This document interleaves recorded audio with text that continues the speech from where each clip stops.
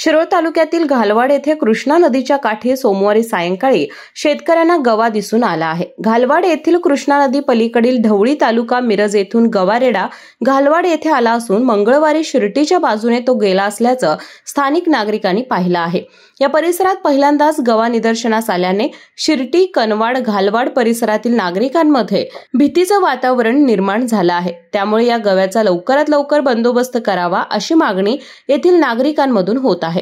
घालवाड येथे काही शेतकऱ्यांना कृष्णा नदी काठावर गवा दिसून आला असून नदीकाठच्या गवत असलेल्या पोटमळीत गवारेडा असल्याचं व्हिडिओ देखील प्रसारित झाला आहे।